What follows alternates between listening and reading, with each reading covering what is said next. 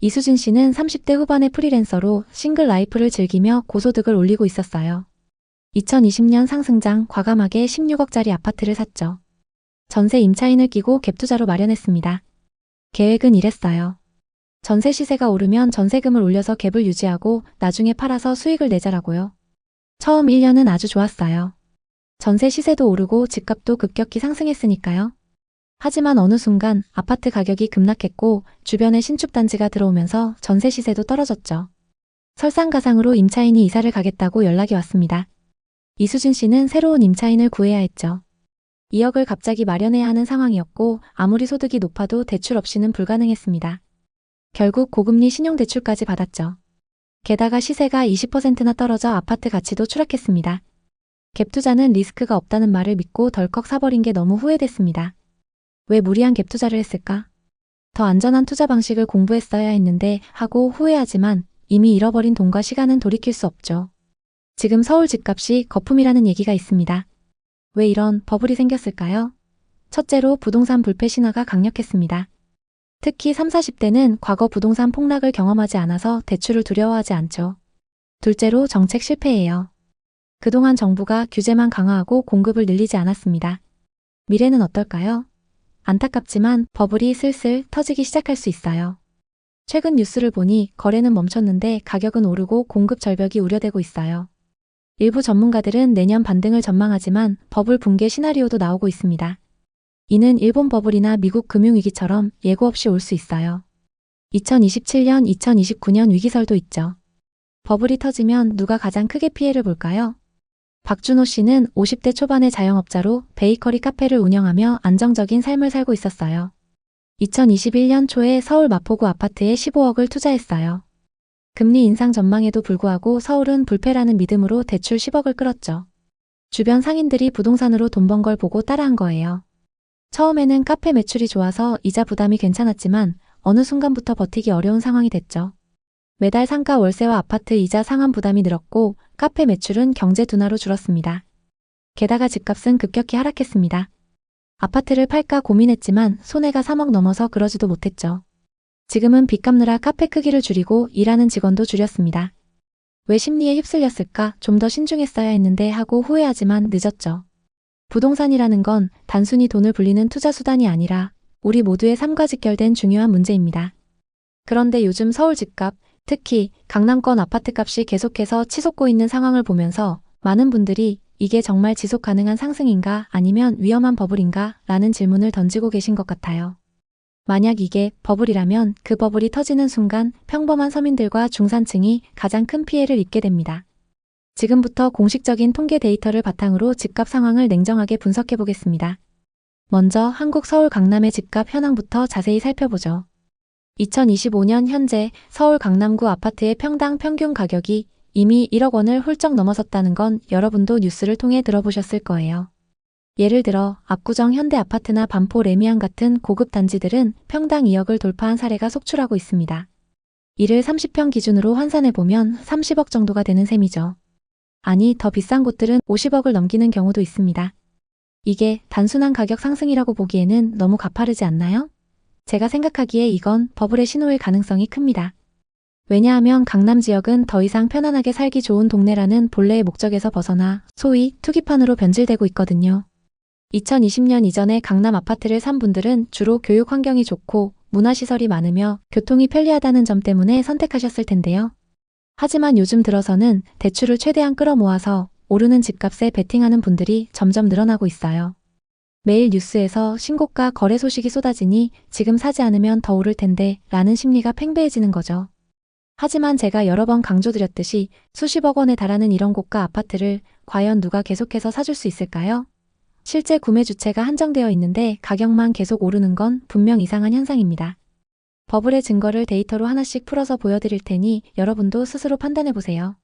서울 강남의 경우 주민들의 연평균 소득이 통계청 자료로 약 8,649만 원 정도 되는데 30평의 고가 아파트 가격이 30억이라고 치면 이걸 나누면 무려 35년이 걸려요. 돈 한 푼 안 쓰고 평생 저축해야 겨우 집 한 채를 마련할 수 있다는 거예요. 더 심각한 건 압구정동이나 반포 같은 초고가 아파트예요. 50억짜리 30평 아파트를 소득으로 나누면 60년이 걸립니다. 만약 연봉의 반만 쓰고 나머지 반을 저축한다고 가정해도 120년이에요. 몇 세대가 지나야 집을 사는 가격이라는 거죠. 이게 과연 정상적인 시장이라고 볼 수 있을까요? 버블이 아니라면 뭐라고 설명할 수 있나요? 실제로 2025년 통계에 따르면 월급 한 푼도 안 쓰고 18년 이상 모아야 서울에 집을 산다는 결과가 나왔습니다. 서울 집값이 소득 수준에 비해 얼마나 과열되었는지 명확히 알 수 있죠. 여러분, 이 숫자들을 보시면서 내가 정말 이 집을 살 수 있을까? 하고 한번 생각해 보세요. 김민종 씨는 40대 중반의 자영업자로 아내와 두 아이를 둔 가장이었어요. 2021년쯤에 서울에 위치한 15억짜리 아파트를 샀습니다. 대출을 10억이나 받아서요. 왜 그랬냐면 그때 집값이 계속 오르는 추세였고 주변 지인들 중에서 부동산 투자로 큰돈을 번 사람들이 많았거든요. 유튜브나 온라인 커뮤니티에서도 레버리지 투자가 대세라고 떠들썩하니 김민종 씨도 지금 사면 더 오를 테고 나중에 팔아서 이익을 볼 수 있을 거야 라고 생각하며 덜컥 매수한 거예요. 처음에는 모든 게 순조로웠어요. 집값이 조금씩 오르면서 매달 이자 부담이 있지만 버틸만 했죠. 그런데 2023년 말부터 상황이 바뀌기 시작했어요. 정부의 부동산 규제가 강화되고 기준금리가 인상되면서 집값이 주춤하더니 20% 이상 떨어졌습니다. 김민종 씨의 아파트는 12억으로 가치가 하락했고 대출 이자도 감당하기 어려워졌습니다. 장사가 안 되면서 매출이 줄고 상가 월세를 내는데 급급했죠. 가족 생활비를 감당하기도 벅찬 상황에 이르렀고 아내와는 매일 다투게 됐습니다. 그때 왜 대출까지 받아서 무리했을까 가족을 생각했어야 했는데 하고 매일 후회하지만 이미 모든 게 늦어버렸죠. 이 사례처럼 심리에 휩쓸려 무리한 투자를 하면 개인의 삶뿐만 아니라 가족 전체가 무너질 수 있어요. 계속해서 소득 수준과 집값을 더 깊이 비교해보죠. 서울 강남 주민들의 연평균 소득이 8,649만 원이라는 건 통계청의 지역 근로소득 지표에서 나온 거예요. 그런데 이 소득으로 30억짜리 집을 사는 게 현실적으로 가능할까요? 게다가 2025년 데이터로 보면 서울 아파트 거래량은 점점 줄어들고 있는데 가격은 여전히 고공행진을 하고 있어요. 이게 진짜 수요에 의한 건지 아니면 투기성 심리에 의한 착시 현상인지 의심스러운 부분이 많죠. 한국부동산원 통계에 따르면 2025년 7월 전국 주택가격 동향조사에서 서울 아파트 가격 변동률은 여전히 양호하지만 거래량은 감소세를 보이고 있습니다. 특히 대출 규제가 강화된 6.27 대책 발표 후 서울 아파트 거래량이 64.6%나 떨어졌고 가격 상승폭도 둔화됐어요. 금리 인상과 규제로 인해 고가 아파트 거래가 절반 이하로 줄어든 상황인데 이게 버블의 전조가 아닌가 싶습니다. 거래가 줄면 가격이 안정되어야 정상인데 오히려 가격만 오르는 건 수요가 아닌 심리에 의존하고 있다는 증거예요. 이수진 씨는 30대 후반의 프리랜서 유튜버로 싱글 라이프를 즐기며 고소득을 올리고 있었어요. 2020년 서울 송파구에 16억짜리 아파트를 샀어요.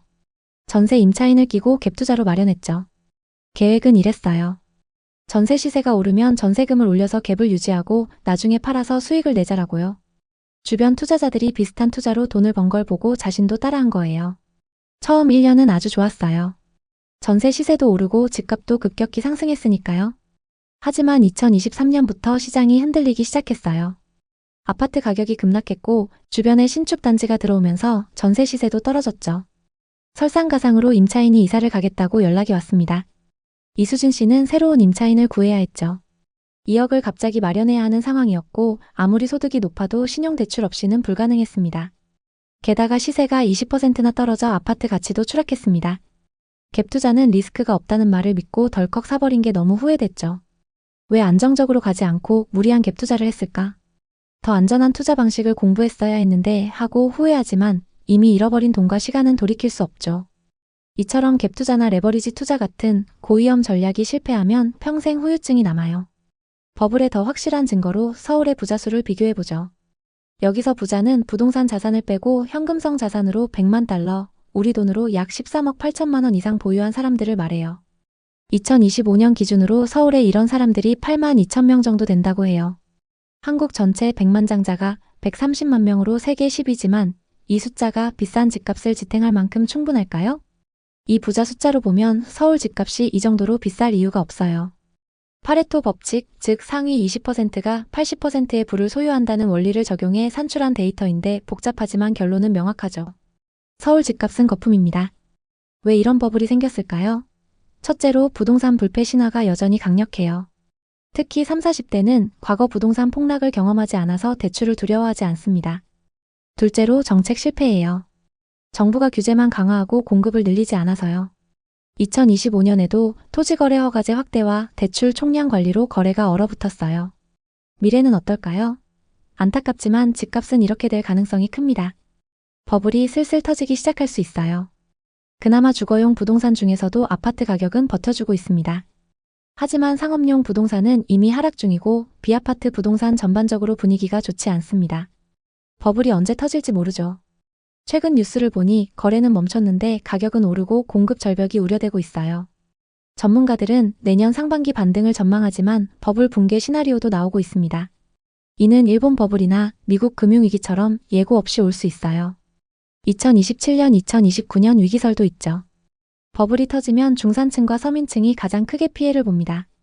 박준호 씨는 50대 초반의 자영업자로 베이커리 카페를 운영하며 안정적인 삶을 살고 있었어요. 2021년 초에 서울 마포구 아파트에 15억을 투자했어요. 금리 인상 전망에도 불구하고 서울은 불패야 라는 믿음으로 대출 10억을 끌었죠. 주변 상인들이 부동산으로 돈 번 걸 보고 따라한 거예요. 처음에는 카페 매출이 좋아서 이자 부담이 괜찮았지만 어느 순간부터 버티기 어려운 상황이 됐죠. 매달 상가 월세와 아파트 이자 상환 부담이 늘었고 카페 매출은 경제 둔화로 줄었습니다. 게다가 집값은 급격히 하락했습니다. 아파트를 팔까 고민했지만 손해가 3억이 넘어서 그러지도 못했죠. 지금은 빚 갚느라 카페 크기를 줄이고 일하는 직원도 줄였습니다. 왜 심리에 휩쓸렸을까? 좀 더 신중했어야 했는데 하고 후회하지만 늦었죠. 계속해서 더 자세히 분석해 보겠습니다. 2025년 서울 아파트 평균 매매가 현황을 보면 평균 13억 4천만 원, 그중 강남구는 26억 3천만 원으로 고공행진 중이에요. 하지만 거래량은 급감했죠. 금융당국의 대출 규제 영향이에요. 정부의 627 대책으로 대출 총량 관리 도입, 고강도 규제로 서울 거래가 60% 이상 급감했어요. 가격은 오르지만 착시 현상일 수 있어요. 또 다른 사례 최은미 씨예요. 40대 주부로 남편과 함께 2021년 강북 아파트에 12억을 투자했어요. 저점 매수라고 생각하고 갭으로 투자했죠. 그런데 전세와 매매 시세가 동반 하락하면서 역전세를 맞았어요. 전세 갱신 시점에 1억 5천만 원을 돌려주기 위해 고금리 신용대출까지 받았죠. 더 슬픈 건 집값은 10억으로 하락했어요. 어떻게든 버티고 있지만 버블을 무시하고 샀다고 후회하고 있습니다. 많은 전문가들은 2025년 하반기 서울 수도권 부동산 시장을 관망과 약세로 예상하고 있습니다. 내년 반등을 기대하고 있지만 버블 붕괴 시나리오도 나오고 있죠. 게다가 정부가 앞으로 규제를 더욱 강화한다고 합니다. 여기서 중요한 건 위기가 올 때 대비하는 것입니다. 지금까지 경제가 좋다고 말했던 적은 없는 것 같습니다. 하지만 지금도 누군가는 돈을 벌고 있죠. 언제 터질지 모르는 위기, 이 위기를 정확히 예측하지 못합니다. 하지만 미리 철저하게 준비를 한다면 앞서 살펴본 투자자들과 같은 실패는 면할 수 있습니다. 혹시 이와 비슷한 부동산 고민을 하고 계신가요? 여러분의 이야기가 있다면 자유롭게 공유해주세요. 당신의 경험이 누군가에게 큰 힘이 될 수 있습니다. 오늘의 이야기에 공감하셨다면 구독과 좋아요를 눌러주세요. 오늘도 시청해주셔서 감사합니다. 다음 편엔 더 좋은 내용으로 찾아뵙겠습니다. 신축 분양 아파트가 분양가보다 1억 2천만 원이나 싸게 나왔습니다. 그럼에도 반년째 거래가 안 되고 있는데요. 송도 럭스 오션 SK뷰라는 아파트입니다. 상승장에서 영끌 투자자들이 가장 많이 몰려들었던 송도 6809에 있는 신축 아파트인데요. 당시에는 당첨만 되면 로또라고 불렸던 송도의 아파트가 지금은 어떻게든 팔고 빠져나오고 싶은 곳으로 변했습니다. 송도뿐만 아니라 서울 수도권 곳곳에서 신축 아파트들이 급락하고 있습니다. 분양가보다 적게는 수천만 원, 크게는 1억 이상 싸게 매물로 나오고 있지만 매수자들을 찾아보기 힘듭니다. 어쩌다 이렇게 됐을까요? 최근 부동산 거래량이 상반기 대비 60% 이상 줄었습니다. 이건 정부의 부동산 규제 시행 후 매수세가 급감한 영향인데요.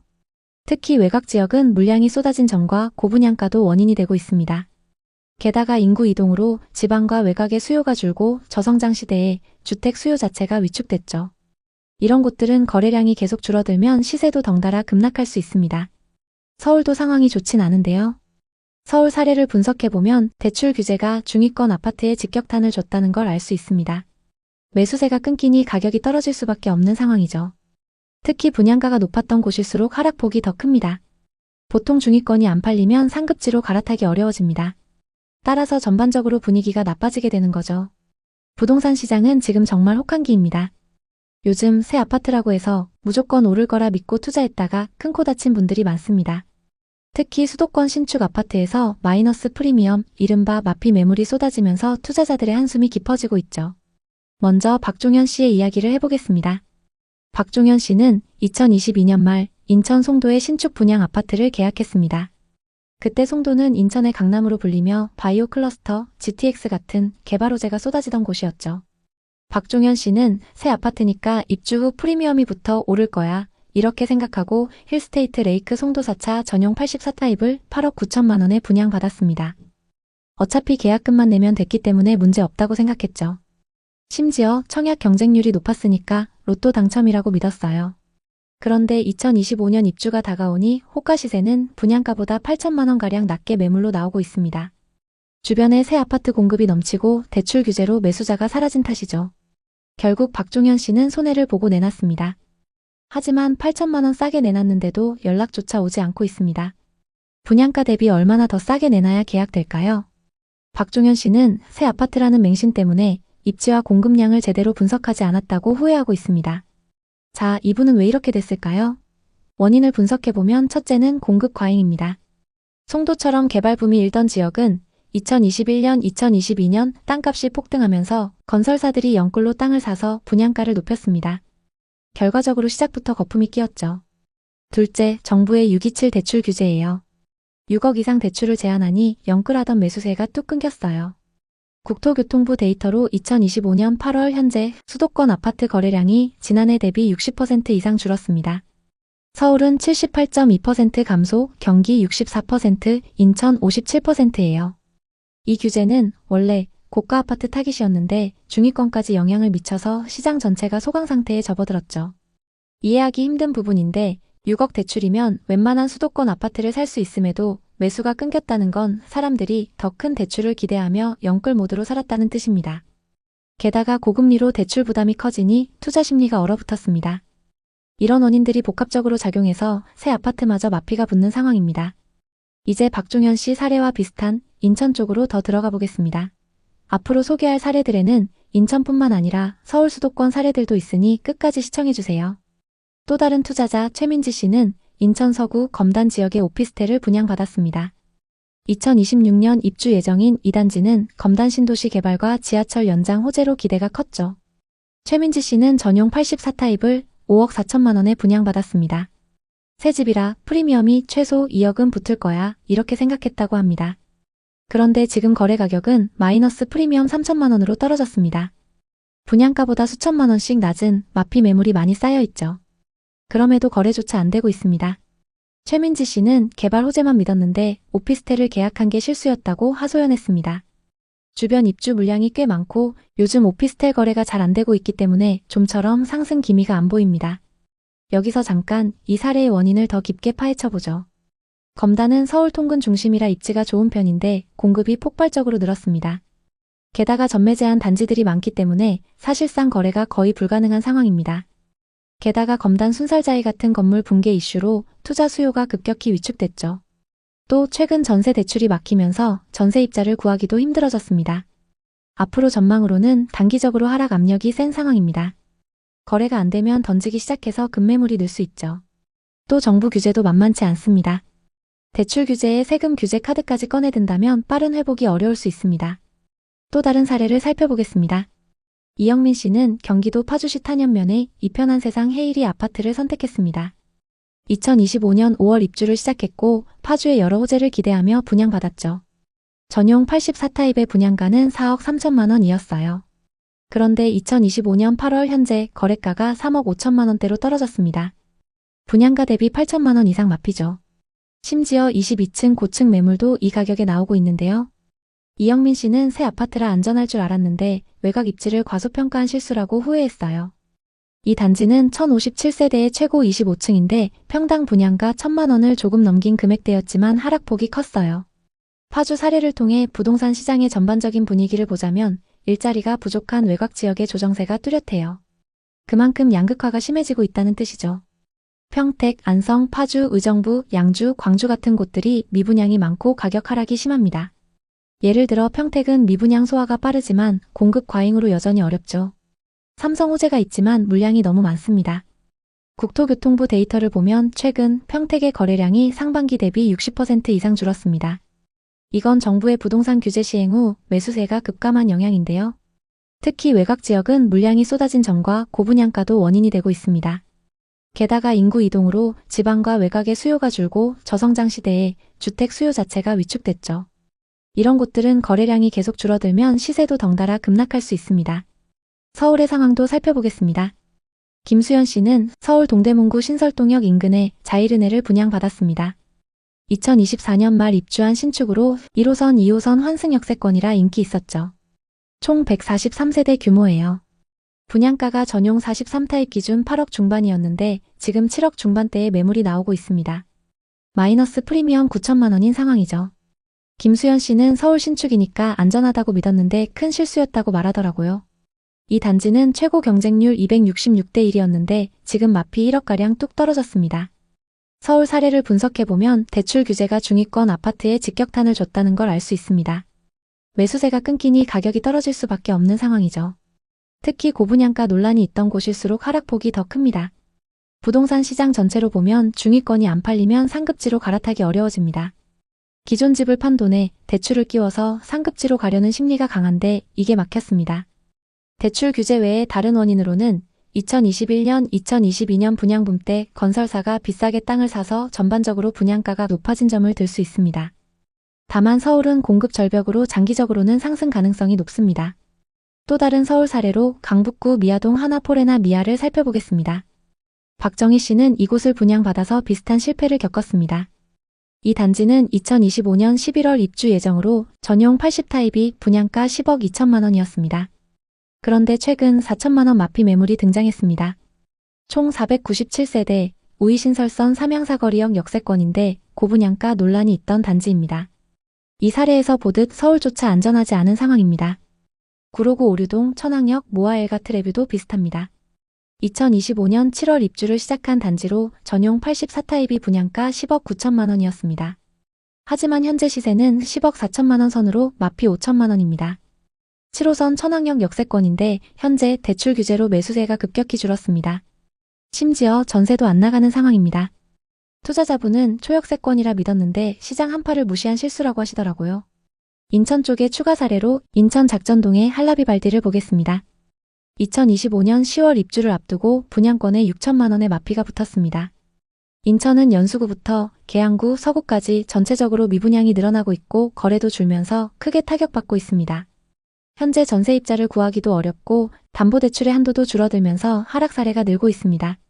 경기도 북부 의정부나 파주, 양주도 마찬가지입니다. 신축 단지들에서 분양가 대비 수천만 원씩 하락한 매물들이 나오고 있습니다.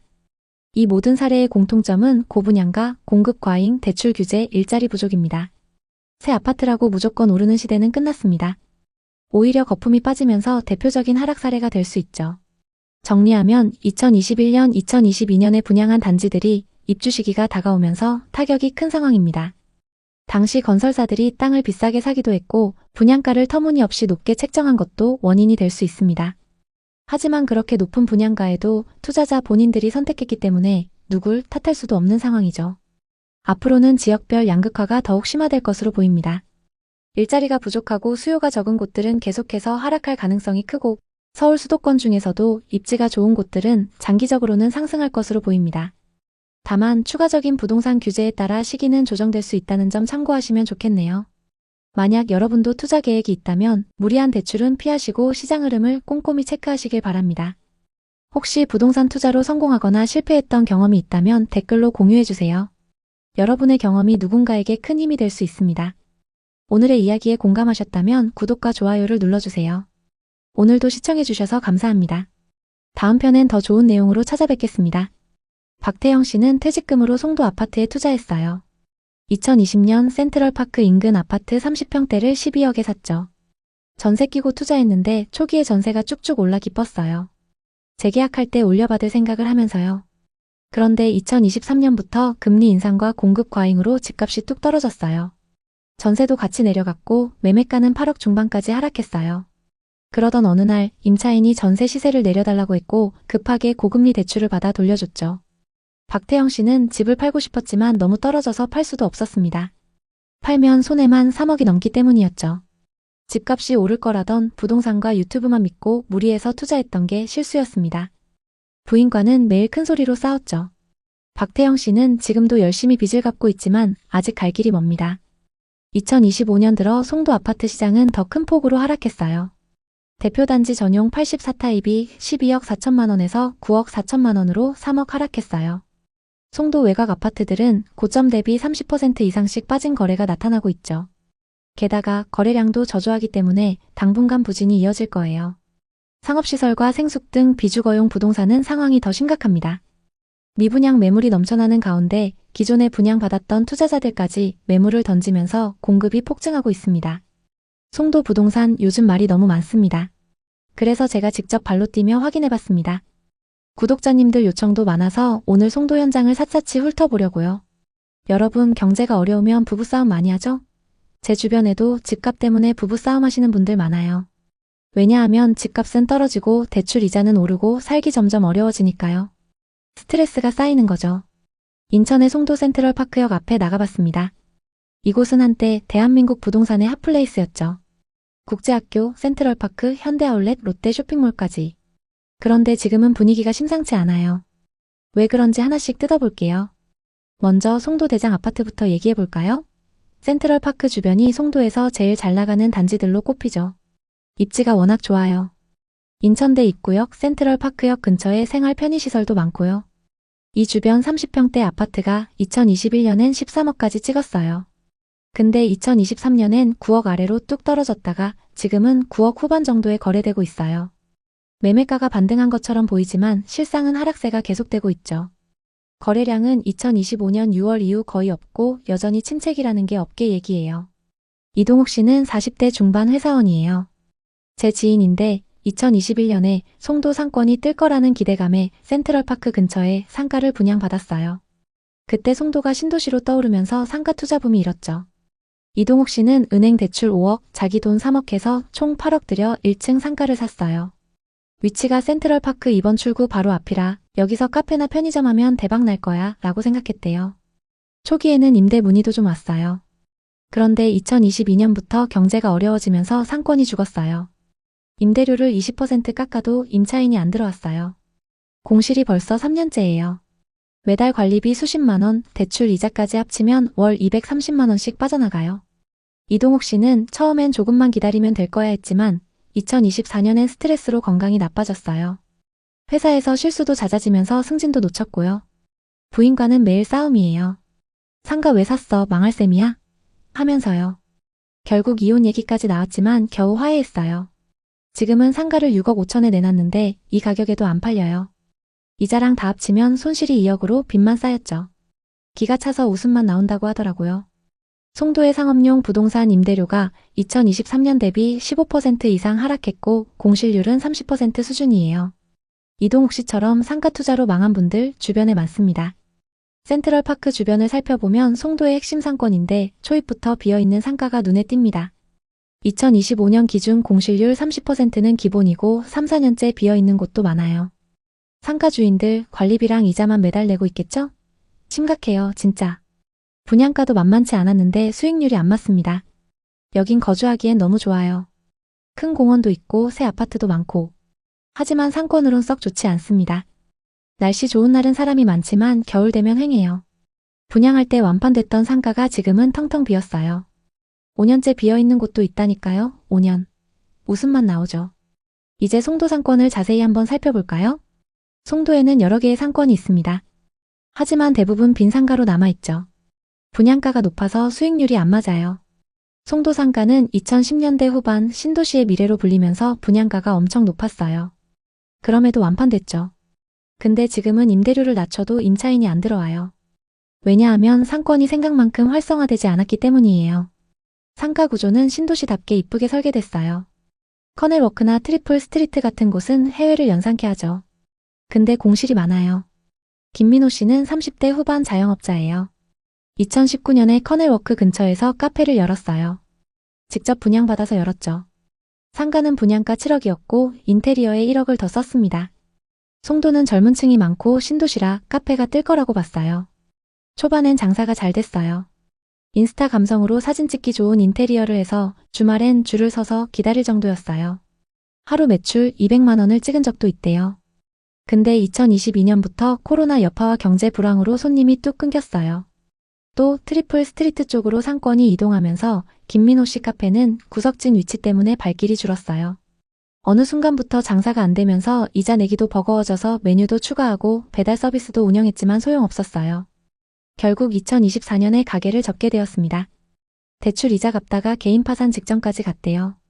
김민호 씨는 지금 택배 부업을 하면서 빚 갚고 있어요. 송도 상권 겉으론 화려하지만 속은 텅 비었어요 라고 하더라고요. 실제로 송도 상가들의 임대료가 많이 내려왔어요. 그럼에도 불구하고 임차인 찾기가 어렵습니다. 송도 상권의 문제점도 짚어볼게요. 송도 상가는 기획 단계에서부터 돈을 엄청 들였어요. 유럽풍 디자인, 인공호수, 수상택시까지. 근데 워낙 수요가 부족합니다. 게다가 상가들이 외부에만 있어서 겨울철엔 춥고 비 오면 손님들이 우산을 쓰고 다녀야 해요. 쇼핑몰처럼 실내로 연결된 구조가 아니죠. 통행도 불편하고 지하 연결도 안 돼 있어요. 밤 되면 조명은 운치 있지만 너무 덥거나 추울 때는 손님 발길이 뚝 끊겨요. 이런 게 아쉬운 점입니다. 송도 상권 겉으론 이쁘지만 실속은 없다는 거죠. 이제 송도 부동산의 미래를 생각해 볼까요? 센트럴파크 라인 쪽을 보면 업무단지도 있고 빌딩도 멋있게 서 있어요. 공원에서는 사람들이 러닝하고 자전거를 타는 모습, 피크닉을 즐기는 모습 보니까 분위기는 좋아요. 근데 반대로 부동산 시장은 찬바람이 불고 있습니다. 그나마 아파트 가격은 전세가 있어서 받쳐주고 있습니다. 하지만 이것도 1에서 409 메인 쪽 얘기지 609나 809 쪽은 분위기가 너무 안 좋습니다. 얼마 전엔 신축 분양 아파트가 마피 1억에도 안 나가면서 화제가 됐었죠. 돈이 떨어지면 행복이 뒷문으로 나간다고 하죠. 송도 국제학교 쪽은 부자들도 많은 동네라고 하지만 그 사람들도 집값 하락으로 싸움이 많대요. 집값 떨어졌는데 국제학교 학비 어떻게 내? 이렇게 싸우는 거죠. 박태영 씨는 50대 초반 퇴직금으로 송도 아파트에 투자했어요. 2020년 센트럴파크 인근 아파트 30평대를 12억에 샀죠. 송도는 개발 호재로 뜨면서 집값 오를 거야 라고 믿었대요. 전세 끼고 투자했는데 초기에 전세가 쭉쭉 올라 기뻤어요. 재계약할 때 올려받을 생각을 하면서요. 그런데 2023년부터 금리 인상과 공급 과잉으로 집값이 뚝 떨어졌어요. 전세도 같이 내려갔고 매매가는 8억 중반까지 하락했어요. 임차인이 전세 시세를 내려달라고 했고 급하게 고금리 대출을 받아 돌려줬죠. 박태영 씨는 집을 팔고 싶었지만 너무 떨어져서 팔 수도 없었습니다. 팔면 손해만 3억이 넘기 때문이었죠. 집값이 오를 거라던 부동산과 유튜브만 믿고 무리해서 투자했던 게 실수였습니다. 부인과는 집 사지 말자고 했잖아. 이제 우리 어떡해? 하면서 매일 큰 소리로 싸웠죠. 박태영 씨는 지금도 열심히 빚을 갚고 있지만 아직 갈 길이 멉니다.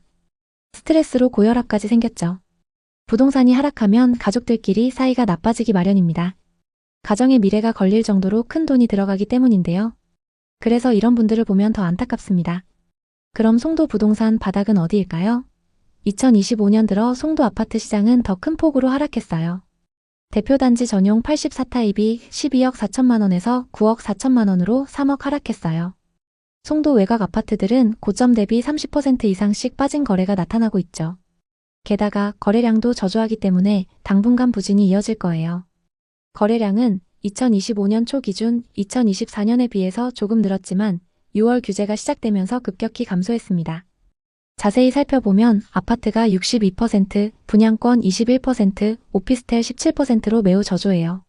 상업용 부동산은 임대료가 하락세지만 수요가 더 크게 줄어들며 침체가 더 악화되고 있습니다. 상업시설과 생숙 등 비주거용 부동산의 미분양 매물이 넘쳐나는 가운데 기존에 분양받았던 투자자들까지 매물을 던지면서 공급이 폭증하고 있습니다. 할인 분양과 분양 혜택에도 손님이 아예 없죠. 분양받은 개별 소유자들은 공실 때문에 이자 내기도 어려운 상황입니다. 그나마 아파트는 상황이 좋은 편이지만 그것도 비주거용 부동산과 비교했을 때 얘기입니다. 객관적으로 봤을 때 아파트 자체도 분위기가 좋지 않습니다. 인천의 아파트 매물은 2025년 9월 기준 3만 8천 건으로 작년 말 대비 20% 늘었어요. 2019년부터 2021년까지 입주 물량이 늘어나면서 공급 과잉 현상이 심했어요. 갭 투자로 산 아파트 때문에 큰 손실 보는 사례도 많아요. 전문가들은 2026년까지 하락세가 이어질 거라고 보고 있습니다. 부동산 규제와 인천의 공급 과잉 때문이죠. 그래도 희망은 있어요. 송도국제학교, 업무단지, 백화점 같은 인프라가 탄탄하니까요. 장기적으로 반등 가능성도 있습니다. 하지만 지금은 신중해야 합니다. 특히 상가 투자는 더더욱요. 부동산 투자 겉으론 화려해 보여도 속은 텅 빈 경우가 많아요. 상가 투자로 망하고 가게 접고 퇴직금 날린 사례 주변에 널렸어요. 부동산은 주식처럼 자주 바꿀 수 있는 게 아니에요. 한 번 선택이 평생을 좌우할 수 있죠. 송도 투자를 생각하신다면 꼭 현장에 와서 확인하세요. 공실률, 임대료, 거래량 다 체크하셔야 해요. 부동산은 한 번 선택이 중요합니다. 특히 상업용 부동산은 더 신중해야 해요. 오늘 이야기 어떠셨나요? 혹시 이와 비슷한 부동산 고민이나 경험이 있으신가요? 여러분의 이야기가 있다면 자유롭게 공유해주세요. 당신의 경험이 누군가에게 큰 힘이 될 수 있습니다. 오늘의 이야기에 공감하셨다면 구독과 좋아요를 눌러주세요. 오늘도 시청해주셔서 감사합니다. 다음 편엔 더 좋은 내용으로 찾아뵙겠습니다. 신촌과 이대. 한때 이곳은 젊은 사람들의 만남의 장소였어요. 동대문에 두타, 밀리오레와 함께 전국적으로 핫했던 곳으로 주말이면 사람들로 발 디딜 틈 없이 북적였죠. 하지만 지금은 그때의 그 영광이 모두 사라졌습니다. 임대로 나온 건물들만 늘어서 있는데요. 대체 왜 이렇게 됐을까요? 이지연 씨는 2019년 겨울 신촌 이면도로 쪽 꼬마 빌딩을 18억에 샀어요. 당시 다른 지역에 비해 저렴한 매물이었고 자리가 괜찮아서 임대 수익을 낼 수 있을 거라고 믿었죠. 사업자 대출을 활용해 12억까지 대출을 받을 수 있었어요.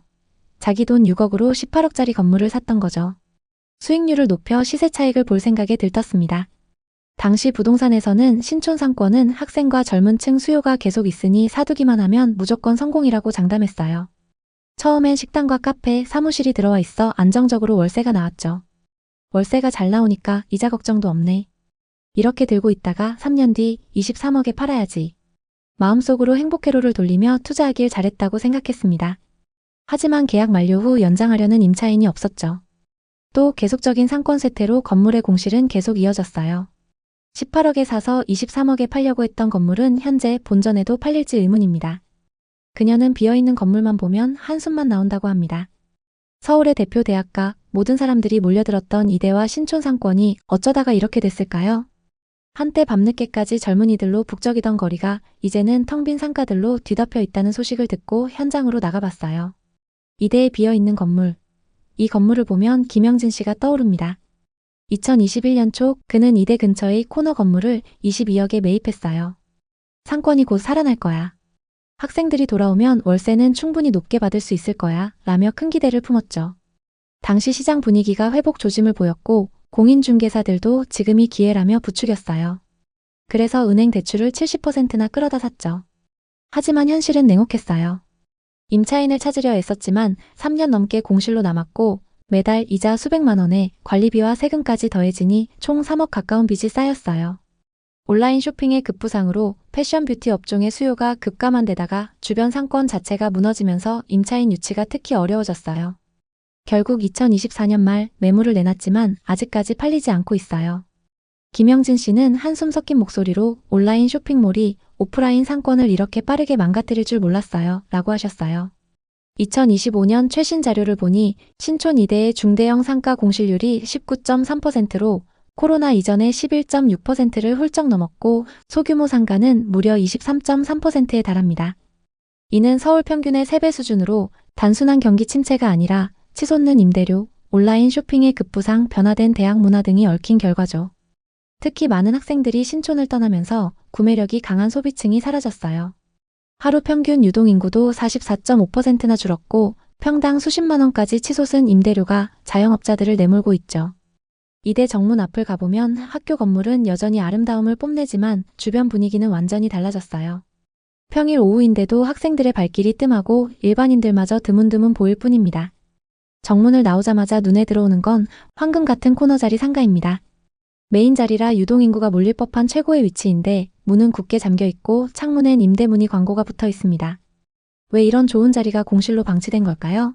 바로 터무니없는 임대료 때문이에요. 2025년 신촌 상가의 평균 월세는 평당 17만 원까지 올랐는데 홍대 연남동 같은 핫플레이스보다도 비싼 수준이에요. 자영업자들이 이 부담을 견디지 못하고 하나둘 떠나버리는 거죠. 옆 건물로 시선을 돌리니 건물 전체가 공실 상태예요. 불빛 하나 없이 임대 플랜카드만 외롭게 걸려 있고 낮 시간대인데도 생기가 느껴지지 않습니다. 사람들이 조금씩 오가긴 하지만 전체적으로 쇠락한 분위기가 강하게 감돕니다. 주변은 오피스텔 전환붐으로 상가들이 주거시설로 바뀌면서 지역 특유의 활기가 점점 사라지고 있어요. 상권의 생명력이 꺼져가는 느낌이 들고 있습니다. 건물주들이 임대료를 터무니없이 고집하니 임차인을 구하는 게 불가능했죠. 외부 방문객들이 끊긴 것도 뼈아팠습니다. 이런 문제들이 쌓여서 상권 전체가 공실 소굴이 되어가고 있습니다. 현장에서 만난 중개사분들조차 상권이 죽어가는데도 임대료가 과거 수준을 유지해 공실이 늘어난다고 한탄할 정도입니다. 예전 신촌 2대 상권은 전설이었죠. 주말이면 사람들로 뒤덮여 뒤통수만 보일 정도였습니다. 그런데 요즘은 손님 발길이 너무 뜸하네요. 왜 이렇게 변한 걸까요? 예전엔 이 근처 상가는 권리금을 못해도 1억에서 2억은 줘야 했어요. 장사가 워낙 잘 됐으니 다들 그걸 감수했죠. 하지만 코로나 전부터 학생들이 줄기 시작했고 코로나 때 온라인 수업과 관광객 감소로 완전히 무너졌어요.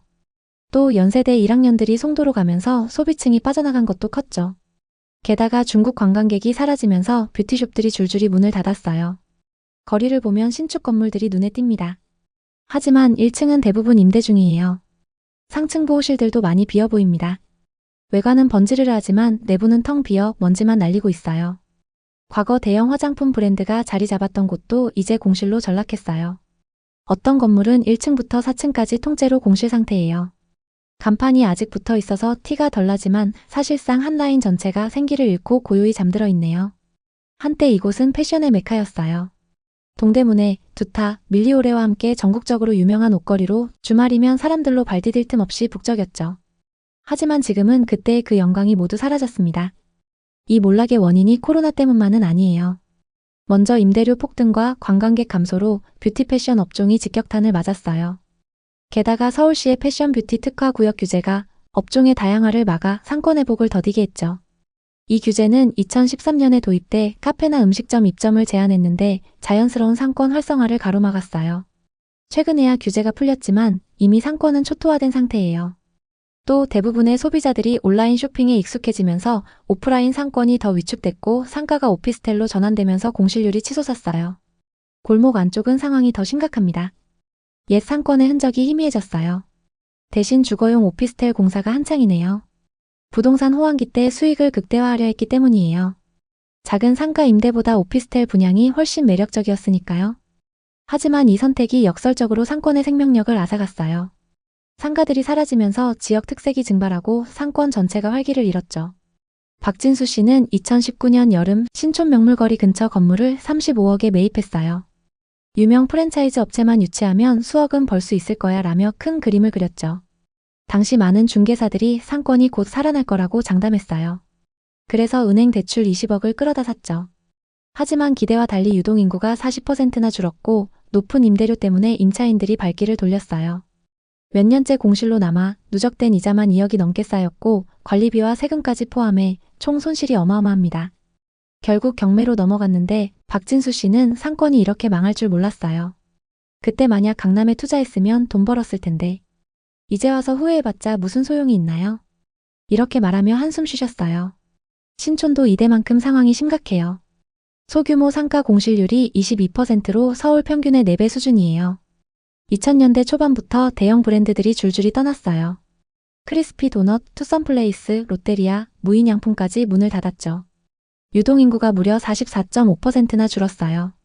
명물거리 쪽은 연대 학생들 덕에 조금 나아 보이지만 최근 지은 건물에도 임대 플랜카드가 붙어 있고 엘리베이터가 있는 고급 빌딩인데도 반 이상이 공실이에요. 그중 한 빌딩의 사연은 정말 충격적이에요. 유명 건축가가 지은 건물인데요. 이 건물은 한때 최고가 68억까지 치솟았었죠. 하지만 2024년 60억, 같은 해 말 53억으로 급락했어요. 몇 년 만에 15억이나 떨어진 거예요. 지금은 50억의 재매물로 나와 있는데 대출이 32억입니다. 이자만 연 1억 6천만 원, 월 1,300만 원 이상 나갑니다. 임대료가 높을 수밖에 없죠. 이런 가격 추락이 투자자들과 임차인들을 쫓아내고 있어요. 현대백화점 쪽으로 내려가 보니 공실이 상대적으로 덜해요. 노브랜드와 다이소가 버티고 있고 메인 거리는 활기차 보이지만 안쪽 건물들은 임대 중인데 평당 월세가 수십만 원이에요. 조금 뒤쪽으로 가니 280억 원 규모 빌딩이 경매 중이에요. 대규모 신축 건물도 상층부가 공실이고요. 유동인구는 많아 보이는데 왜 공실이 많을까요? 차량 통행 제한이 풀렸지만 주차시설 부족으로 상권 혜택이 없었어요. 게다가 평당 수십만 원이 넘는 임대료가 소규모 업체들을 쫓아냈고 코로나 후유증에 컨셉 없는 소매 상권은 홍대처럼 버티지 못했어요. 이지연 씨는 2019년 겨울 신촌 이면도로 쪽 꼬마 빌딩을 18억에 샀어요. 당시 다른 지역에 비해 저렴한 매물이었고 자리가 괜찮아서 임대 수익을 낼 수 있을 거라고 믿었죠. 사업자 대출을 활용해 12억까지 대출을 받을 수 있었어요. 수익률을 높여 시세 차익을 볼 생각에 들떴죠. 당시 부동산에서는 신촌 상권은 학생과 젊은 층 수요가 계속 있으니 사두기만 하면 무조건 성공이라고 장담했어요. 하지만 계속적인 상권 쇠퇴로 상가의 공실은 계속 이어졌어요. 지금은 사업장을 자기 건물로 옮겨서 하고 있지만 떨어진 건물 가격을 보면 한숨만 나온다고 합니다.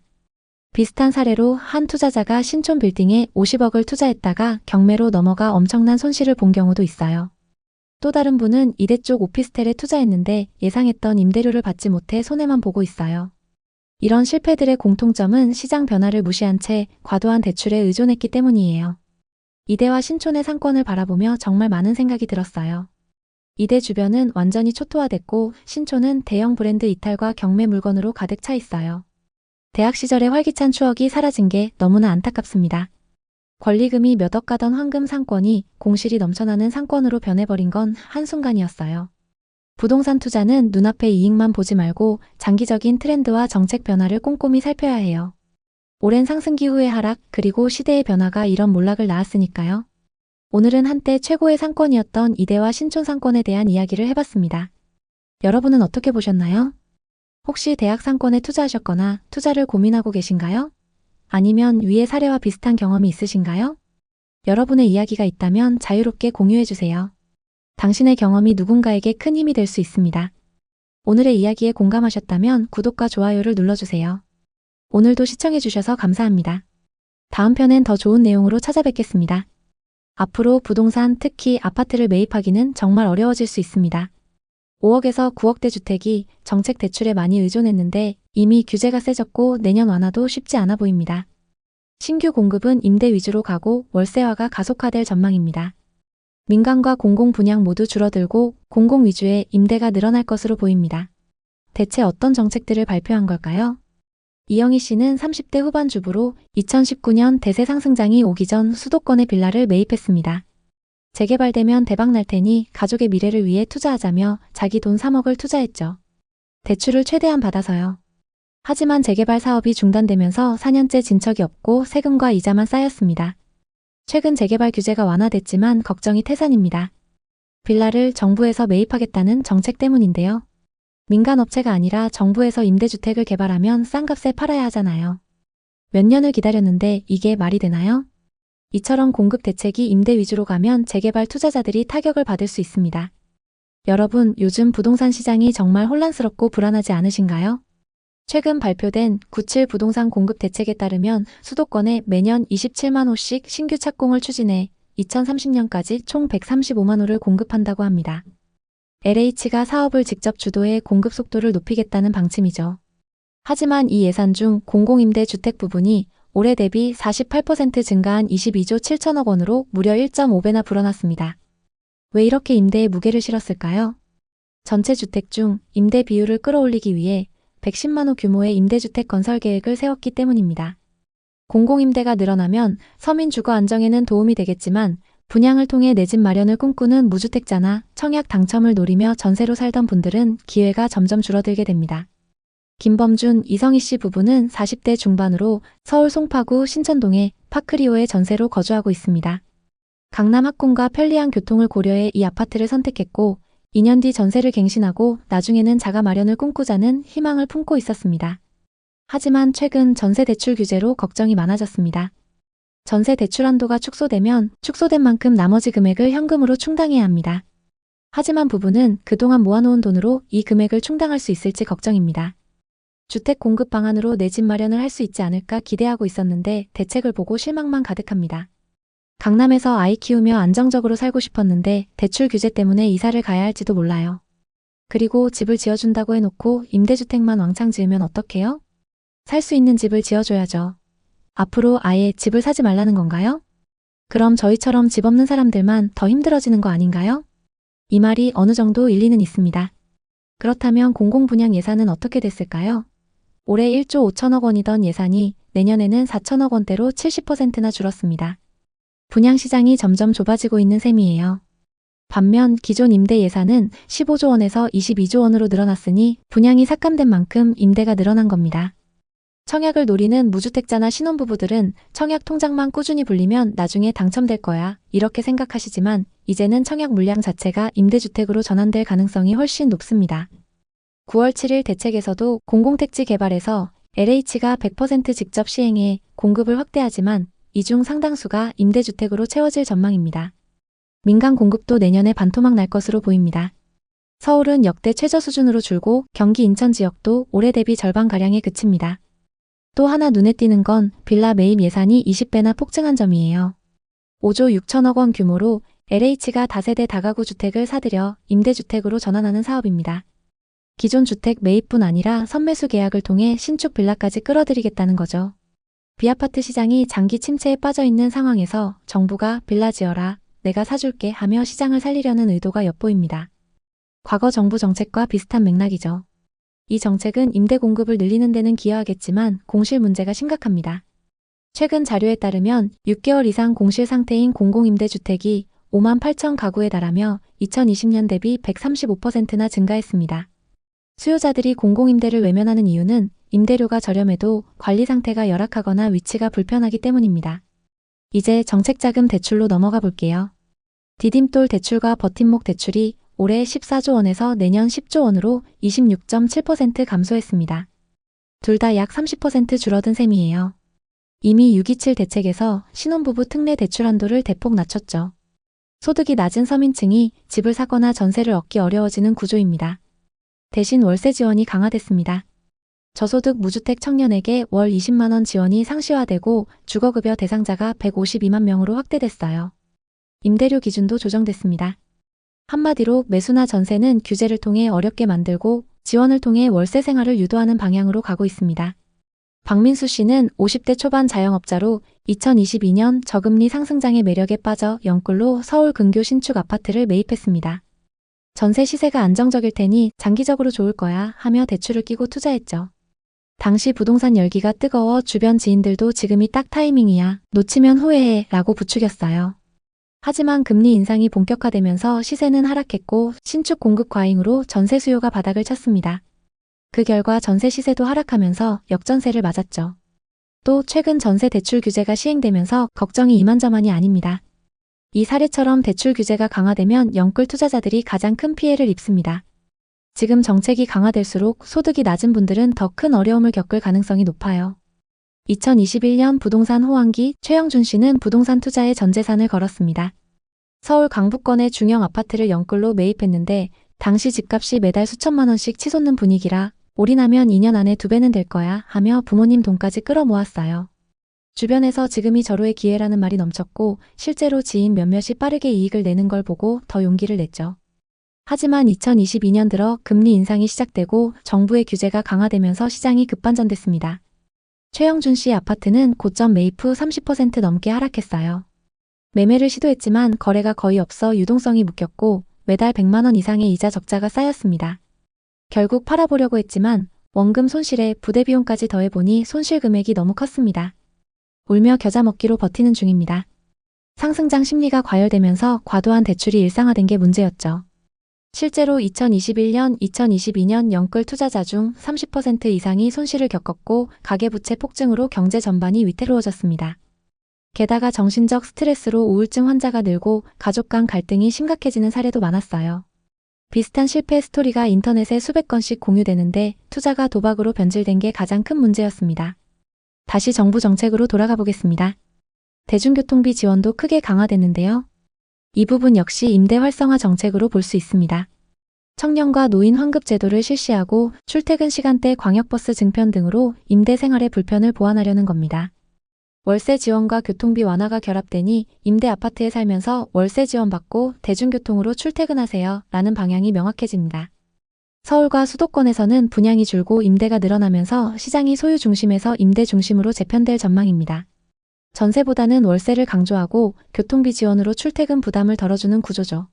그렇게 많은 사람들이 굳이 집을 사지 않아도 되겠네 라는 마음을 갖도록 만드는 거죠. 이 모든 게 경제 전망과 맞물립니다. 올해 경제 성장률을 0.8%로 낮게 전망한 이유 중 하나가 건설 분야 때문입니다. GDP의 15%를 차지하는 건설 부문이 완전히 무너진 상태죠.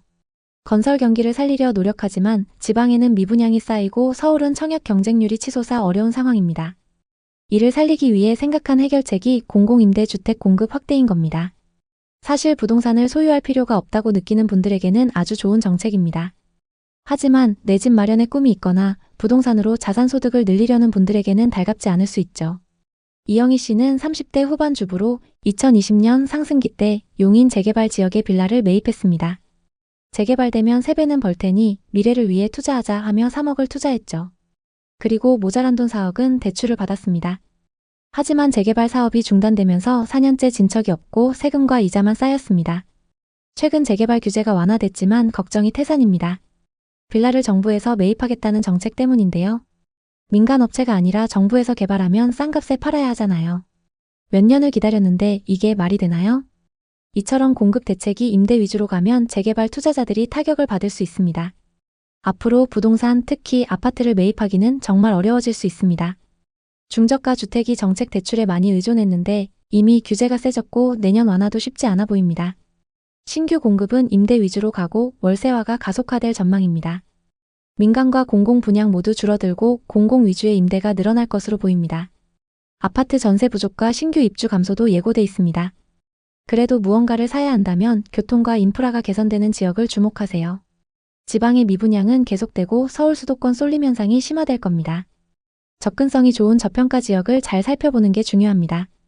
여러분은 이 정책 방향에 대해 어떻게 생각하시나요? 앞으로 부동산은 사고 싶어도 못 사는 시대가 올 수 있습니다. 월세 생활이 표준이 되고 소유는 부유층의 전유물이 될지도 모릅니다. 정말 이제 사고 싶어도 못 사는 시대가 오게 될까요? 지금 당장 집을 사야 하는 걸까요? 아니면 맘 편히 월세 생활하는 게 좋을까요?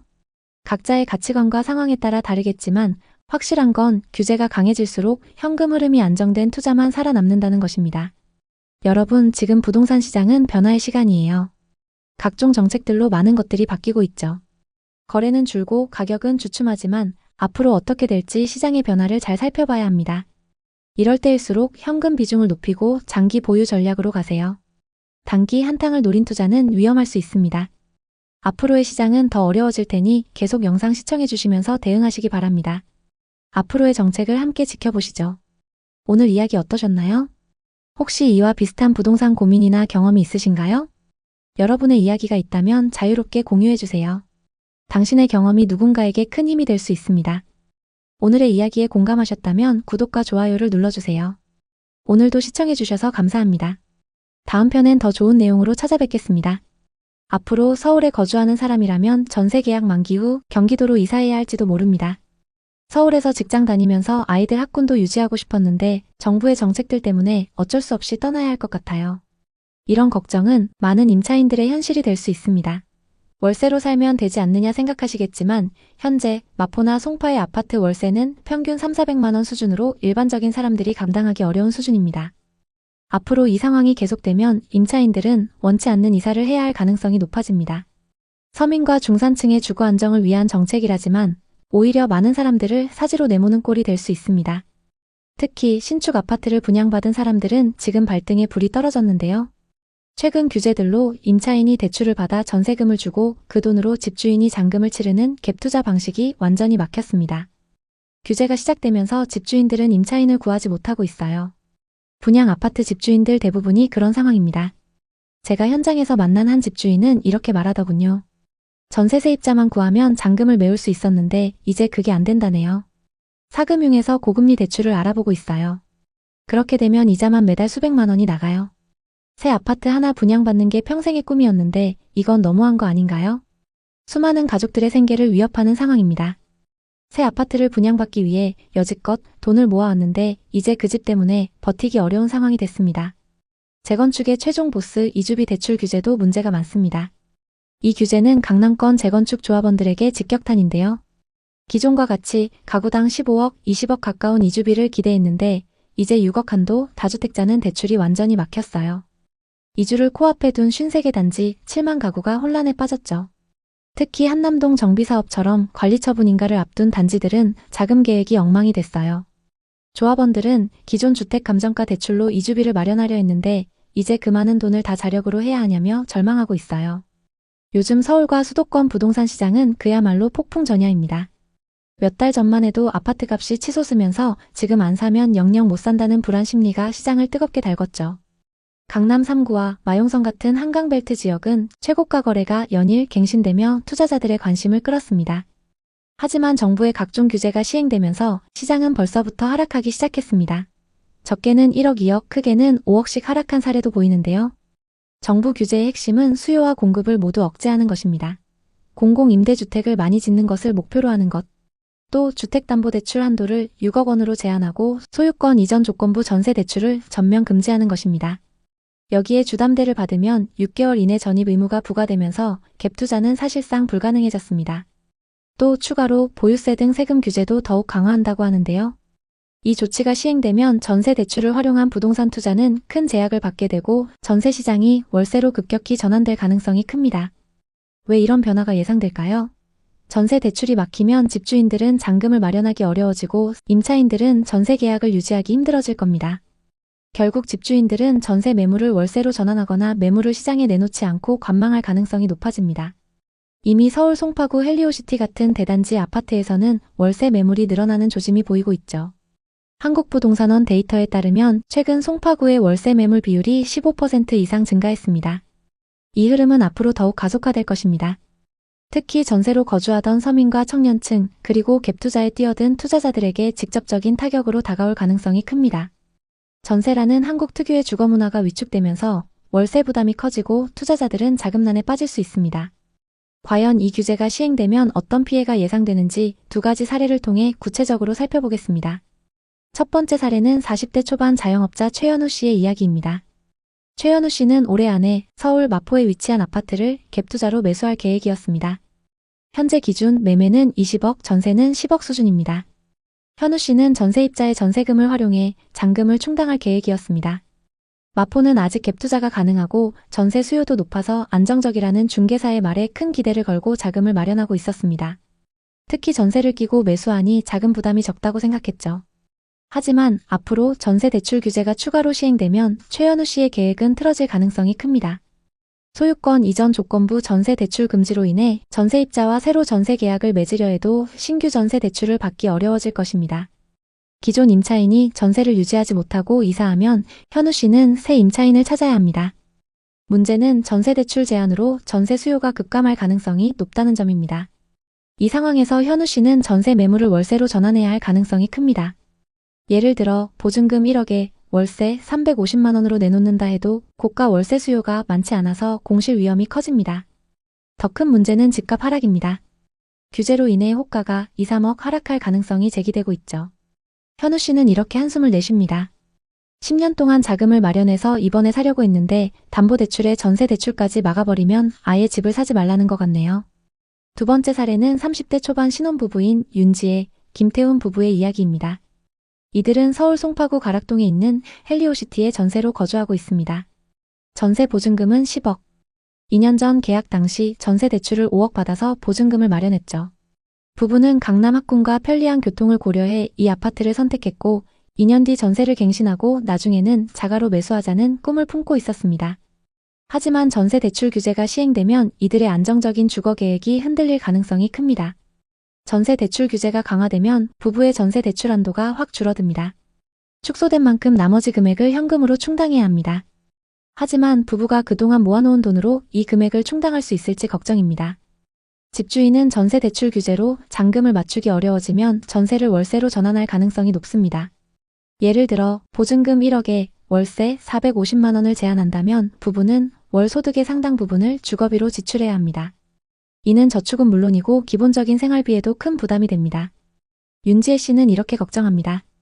강남에서 아이 키우며 전세로 살고 싶었는데 대출 규제가 시행되면 월세 부담 때문에 이사를 가야 할지도 몰라요. 집 없는 사람들만 더 힘들어지는 거 아닌가요? 이제 두 사례를 바탕으로 규제가 시행되면 시장에 어떤 변화가 올지 더 깊이 들여다보겠습니다. 대출 규제는 투기 수요를 억제하려는 의도지만 부작용도 만만치 않습니다. 특히 전세 대출 제한은 전세의 월세화를 가속화하며 서민과 청년층의 주거 부담을 크게 늘릴 가능성이 높습니다. 먼저 전세 대출이 제한되면 집주인들이 전세 대신 월세로 내놓을 가능성이 높습니다. 서울 아파트의 평균 전세가율은 시세의 약 5~60% 수준인데 대출 규제로 전세 수요가 줄어들면 월세 매물이 급증할 것입니다. 예를 들어 송파의 대단지에서는 이미 월세 매물이 늘어나는 조짐이 보이고 있으며 규제 시행 후에는 이 비율이 20% 이상 증가할 것으로 예상됩니다. 이는 임차인들에게 월세라는 고정 지출 부담을 가중시킬 것입니다. 또 전세 대출 규제로 자금 여력이 있는 임차인들만 전세 계약을 유지할 수 있는 구조가 될 가능성이 큽니다. 현금이 넉넉한 세입자는 전세를 유지할 수 있지만 대출 의존도가 높은 저소득층이나 청년층은 월세로 내몰릴 것입니다. 이는 주거 양극화를 심화시키며 서울에서 서민들이 거주하기 점점 더 어려워지는 상황을 만들 가능성이 높습니다.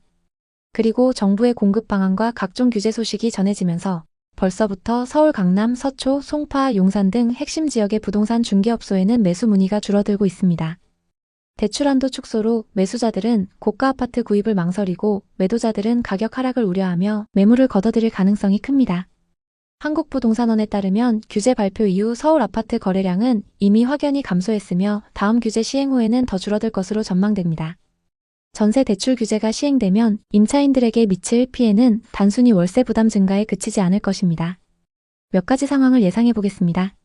우선 전세에서 월세로 전환되면서 월세 부담이 급증할 가능성이 큽니다. 규제 시행 후 전세 대출 한도가 축소되면 전세 수요가 급격히 줄어들고 월세 수요가 늘어날 것으로 예상됩니다. 마포나 송파의 아파트 월세는 평균 300~400만 원 수준으로 일반적인 사람들이 감당하기 어려운 수준입니다. 전세 대출이 어려워지면 임차인들이 원치 않는 이사를 해야 할 가능성이 높아집니다. 예를 들어 송파구에 거주하는 사람이라면 전세 계약 만기 후 새 전세 대출을 받지 못할 경우 경기도로 이사해야 할지도 모릅니다. 서울에서 직장 다니면서 아이들 학군도 유지하고 싶었는데 대출 규제가 시행되면 어쩔 수 없이 떠나야 할 것 같아요. 이런 걱정은 많은 임차인들의 현실이 될 수 있습니다. 또 갑작스러운 규제 시행으로 일부 집주인들이 전세 보증금을 돌려주지 못하는 사례도 늘어날 가능성이 있습니다. 규제가 시행되면 자금난에 빠진 집주인들이 늘어나면서 피해가 더 커질 수 있습니다. 특히 서울 수도권 지역에서 고점에 거래됐던 매물들에서 이런 위험이 발생할 수 있습니다. 이제 여러분이 궁금해하실 부분, 다가올 규제에 어떻게 대비해야 할까? 이 부분에 대해 이야기해 볼게요. 전세 대출 규제로 월세 전환의 흐름은 피할 수 없지만 현명한 선택으로 피해를 최소화할 수 있습니다. 첫째, 자금 계획의 재점검. 규제가 시행되면 대출 한도가 줄어들 가능성이 크니 본인의 자금 여력을 미리 점검하세요. 전세 대출에 의존하던 분이라면 월세 전환 가능성을 염두에 두고 예산을 재조정해야 합니다. 예를 들어 월세 부담이 커질 경우 저축 계획을 수정하거나 미리 몇 개월치 예산을 확보하는 것도 방법입니다. 둘째, 비규제 지역 고려. 규제가 시행되면 강남 3구나 용산 같은 고가 지역은 대출 제한이 강력하지만 노원, 도봉, 강북구 같이 비교적 저렴한 지역은 대출 규제에서 상대적으로 자유로울 수 있습니다. 자금 여력이 부족하다면 이런 지역으로 눈을 돌려보는 것도 전략입니다. 셋째, 전세 계약 시 주의. 전세 계약을 할 때는 집주인의 자금 상황과 부동산 등기부를 철저히 확인하세요. 규제 시행으로 전세 사기 위험이 높아질 수 있으니 전세 보증보험 가입 여부를 꼭 확인해야 합니다. 넷째, 장기적인 주거 계획. 전세의 월세화가 가속화될 가능성이 크니 장기적으로 자가 마련을 목표로 하는 것이 중요합니다. 여유 자금이 부족하다면 정부의 공공주택 확대 정책이나 청약 기회를 적극 활용해보세요. 627 대출 규제와 다가올 추가 규제들은 서울과 수도권 부동산 시장에 위기와 기회를 동시에 만들 것입니다. 전세 대출 규제로 인해 서민과 청년층의 주거 부담이 커질 가능성이 크지만 시장이 조정 국면에 들어서면 새로운 기회도 열릴 수 있습니다. 예를 들어 매물이 늘어나고 가격이 조정되는 지역에서는 현금 여력이 있는 분들에게 매수 기회가 될 수 있죠. 복덩이TV는 앞으로도 여러분께 시장의 생생한 소식과 현명한 투자 전략을 전달드리겠습니다. 여러 규제와 전세 제도의 변화 속에서 여러분이 현명한 선택을 하실 수 있도록 늘 곁에서 응원하겠습니다. 댓글에 여러분의 생각을 자유롭게 남겨주세요. 여러분의 소중한 댓글은 누군가에게 큰 위로가 될 수 있습니다. 오늘의 이야기에 공감하셨다면 구독과 좋아요를 눌러주세요. 끝까지 시청해주셔서 감사합니다. 다음 편엔 더 좋은 내용으로 찾아뵙겠습니다. 김미지 씨는 40대 여성 투자자예요. 2019년에 평택의 상가를 분양받았죠. 분양가는 12억이었습니다. 그중 7억은 대출을 받아서 계약했습니다. 월세 500만 원 이상을 기대했는데 준공 이후 3년째 공실입니다. 매달 관리비 50만 원, 이자는 260만 원 이상 나가요. 포기하고 싶어도 가격이 너무 하락해서 팔 수도 없어요. 지금 12억 본전은커녕 10억에도 손님이 없습니다. 개발사들은 상업시설에서 이익을 뽑으려고 엄청나게 지어댔고 부동산 분위기가 좋았을 당시 너도 나도 분양을 받았습니다. 하지만 지금은 그때의 과도한 공급으로 공실이 넘쳐나고 있습니다.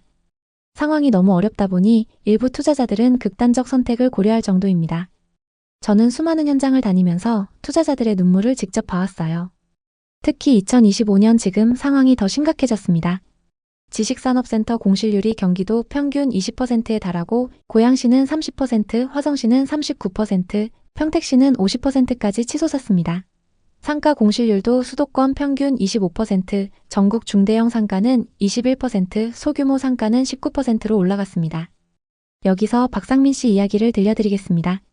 40대 중반 회사원이에요. 2020년에 평택의 상가를 분양받았죠. 분양가 10억대, 대출 60%를 받아서 샀어요. 월세로 500만 원 이상을 기대했는데 코로나 직후부터 임대가 안 나갔어요. 2025년 지금도 빈 상태예요. 은행 이자가 매달 250만 원 넘게 나가고 관리비도 수십만 원이에요. 박상민 씨가 저한테 털어놓더라고요. 밤에 잠이 안 와요. 가족들한테 미안해서요. 결국 야간에 대리운전까지 나가서 겨우 이자를 갚고 있어요. 그때 느꼈어요. 빈 상가라는 게 얼마나 무서운지. 은행 이자는 매달 꼬박꼬박 나가고 관리비도 쌓이는데 수익은 제로예요. 이렇게 박상민 씨처럼 대출받아 산 분들은 특히 더 힘듭니다. 공급 과잉에 경기 침체, 고금리까지 겹쳐 투자자들이 이자를 못 내는 사례가 속출하고 있어요. 제 지인 중에도 비슷한 실수로 큰돈을 날린 분이 있기 때문에 더 와닿습니다. 그분은 평택의 지식산업센터 투자로 2억을 손해봤거든요. 그때 분양사 말만 믿고 덜컥 샀는데 공실이 6개월 넘어가니 이자 압박에 주말 알바까지 뛰었어요. 자, 이제 같이 여러 지역들의 숨겨진 민낯을 파헤쳐 보시죠. 광명역 주변은 입지가 정말 좋아요. 코스트코, 이케아, 롯데아울렛 같은 대형 유통시설이 들어서 있고 중앙대학교 병원도 활발히 운영 중이죠. 교통도 최고예요. 수도권 제1순환고속도로, 제2경인고속도로, 강남순환로가 잘 연결돼 있고 2026년에 신안산선이 개통 예정이라 여의도에서 광명 그리고 안산까지 빠르게 오갈 수 있게 됐어요. 그런데 이런 좋은 입지에도 불구하고 지식산업센터와 상가가 왜 텅 비었을까요? 제가 최근 자료를 샅샅이 뒤져봤어요. 한국산업단지공단의 2025년 6월 자료에 따르면 전국 1066개 지식산업센터 중 40%가 공실 상태고 특히 수도권 외곽 지역이 심각하대요. 광명도 예외가 아니에요. 부동산 플래닛 보고서를 보니 2025년 1분기 경기도의 지식산업센터 경매 건수가 347건으로 전체의 83%를 차지했어요. 공급 과잉이 주범이에요. 2018년부터 2021년까지 건축허가 물량이 폭증하면서 공실이 쌓였죠. 광명역 인근에는 2019년 사용 승인을 받은 대규모 지식산업센터가 있습니다. 이제 6년이 지났는데 여전히 공실투성이에요. 대지 면적 5,000평이 넘고 연면적은 36,000평이 넘는 대형 건물이에요. 지식산업센터 호실 650개, 상가가 28개 호실인데 이 중 상가의 공실이 90% 가까이 돼요. 현장에서 느껴지는 건 이 건물이 유령처럼 서 있다는 거예요. 먼지만 쌓이고 불빛도 거의 없어요. 부동산 관계자분을 만나봤는데 입지가 좋은데 왜 이렇게 비었나요? 라고 물었더니 입주 직후 코로나가 직격탄이었고 2025년 지금은 고금리와 내수 부진으로 장사하려는 사람 자체가 없어요. 라고 하시더라고요. 임대료가 비싸고 인건비까지 오르니 어지간해서는 이익이 안 남습니다. 또 상가를 분양받은 주인들은 대출 이자를 못 내서 허덕이는 경우가 많습니다. 정말 심각하죠. 왜냐하면 빈 상가다 보니까 은행 이자는 계속 나가고 관리비는 계속 나오는데 들어오는 돈은 없으니까요. 도저히 감당이 안 돼요. 2025년 한국부동산원 자료에 따르면 상가 공실률이 20% 이상으로 올랐고 지식산업센터는 공급 과잉 지역에서 40%에서 50%에 달한대요. 매일경제 기사에 따르면 경기도 전체 지식산업센터 16,209개 호실 중 평균 20%가 공실이라고 해요. 대형 건물들을 보면 1층 메인 상가도 텅 비었어요. 몇 개 점포만 프랜차이즈 업체들이 들어서 있고 나머지는 썰렁해요. 수도권의 메인 상가값은 거의 10억대예요. 그런데 대부분 대출을 받아서 샀기 때문에 주인 입장에서는 은행 이자도 못 내는 상황이 돼요. 상가는 보통 대출이 5, 60% 정도예요. 그래서 어떤 주인분들은 그 이자를 못 내는 그런 상황입니다. 정말 심각합니다. 광명역에 있는 대형 건물 상가들도 보통 도로변으로 10억에서 15억 정도에 분양됐거든요. 그래서 처음 기대 수익은 10억대 상가는 월세 400만 원에서 500만 원 정도였는데 막상 입주 시점에 경기가 나빠지니 지금은 싸게라도 맞춰달라는 사람들이 있어요. 왜냐하면 빈 상가다 보니까 은행 이자는 계속 나가고 관리비는 계속 나오는데 들어오는 건 없으니까요. 자기도 몇 억 쏟아놓고 감당이 안 됩니다. 보통 지식산업센터의 상가는 입주 후 6개월 정도 지나면 50%, 1년 지나면 거의 다 차는 게 일반적인데 여기서는 안 됐어요. 1층 상가는 특히 안 나가고 있거든요. 나간 몇 개도 주인들이 직접 하는 거지 진짜 임대 나가는 건 몇 개 안 돼요. 이제 이종현 씨 이야기를 들려드리겠습니다. 50대 초반 사업가예요. 2021년에 하남 미사신도시의 상가를 2칸 분양받았어요. 한 칸은 본인 운영, 한 칸은 임대 주다가 팔아서 이익을 보려 했죠. 총 20억, 대출은 12억 받았어요. 준공 전까지 기대감에 부풀어 있었죠. 당시에는 상가 열기가 엄청났고 분양 족족 팔려나갔습니다. 그런데 준공이 완료되고 막상 입주 때가 되니 경기가 급격히 나빠졌어요. 원하던 금액보다 저렴하게 내놔도 아무도 들어오지 않았죠. 2025년 지금 마이너스 프리미엄 상태예요. 팔아도 수억이나 손해예요. 최근 임대 한 칸이 겨우 나갔는데 월세 기대치의 80%도 안 됩니다. 이종현 씨는 압류 올까봐 잔금 치렀는데 빚만 늘었어요. 앞으로 어떻게 해야 할지 모르겠네요 라고 하셨어요. 종현 씨 말고도 이런 분들 정말 많습니다. 2025년 대한건설협회 조사를 보니 2022년부터 2024년까지 공급된 지식산업센터 65개 사업장 평균 미분양률이 37%예요. 거래 절벽에 경매 폭탄까지 터지고 있습니다. 왜 이렇게 됐을까요? 첫째, 공급 과잉이에요. 2018년부터 2021년까지 공급 폭증으로 2025년 공실률이 급증했습니다. 둘째, 경기 침체예요. 코로나 후유증과 고금리, 내수 부진이 겹쳤어요. 셋째, 수요 예측 실패예요. 인구가 늘지 않는 지역에 과도한 공급이 이어졌죠. 주변 아파트마다 상가가 있어서 소비자들이 멀리 갈 필요 없습니다. 게다가 2022년 이후 온라인 비중이 급격히 늘어나면서 오프라인 상가가 타격을 받았습니다. 수도권 모든 지역에서 공통으로 나타나고 있습니다. 송도를 보니 상업용 공실률이 26.8%고 어떤 지식산업센터는 90% 이상 비었습니다. 인천 전체 소규모 상가 공실률이 20%로 2배 증가했는데 그중 송도가 상당 부분을 차지하고 있습니다.